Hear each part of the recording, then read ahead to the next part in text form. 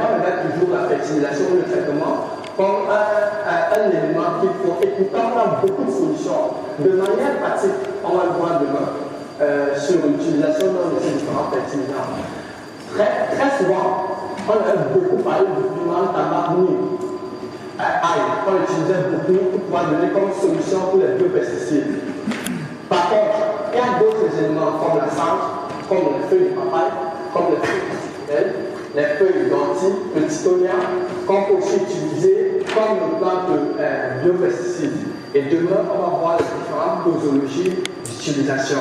Est-ce que vous comprenez? Parce que ce sont les éléments qui sont disponibles gratuitement et qu'on peut utiliser pour lutter contre les maladies et les ravageurs sur les cultures. Prochain point. Ok.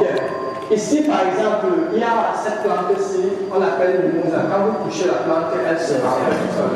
Oui. Et puis, c'est pas de temps.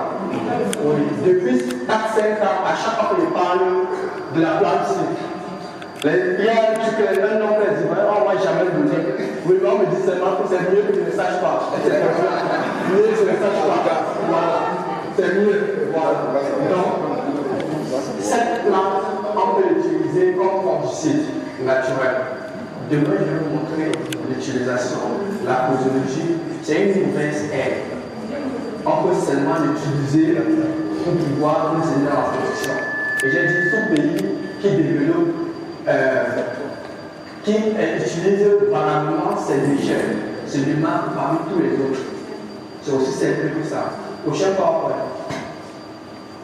Ok, ça c'est le circuit touré. C'est mon projet circuit touré ou indépendance. Voilà, donc circuit touré ou indépendance, qui est un fongicide et insecticide naturel gratuit à profusion. Mais on dit rare. Il faudrait qu'on prenne les autres.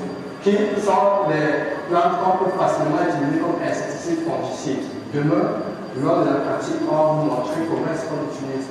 Et dans vos clés USB, il y a encore les posologies qui sont poussées. Mais de manière pratique, on va voir son utilisation demain. Prochain PowerPoint. Ok, j'ai combiné plusieurs plantes ici là. Ici là, c'est la plante que vous appelez Kegiba. C'est une petite feuille, grosse feuille. On peut l'utiliser comme fongicide et insecticide.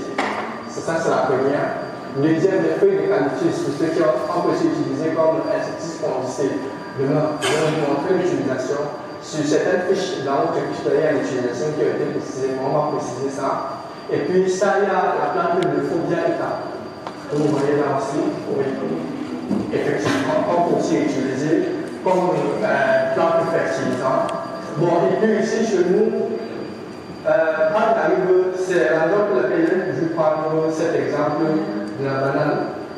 La dernière plante, donc, chez nous, on donne beaucoup de respect.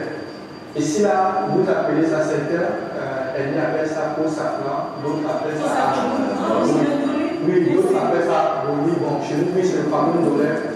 Donc, ici, oui, là, c'est à cause du vent, on fait l'espèce, c'est normal. Oui, la seule utilisation, comme j'ai pas de problème, c'est que chez d'autres, comme je vous l'ai dit, que chez d'autres, c'est important.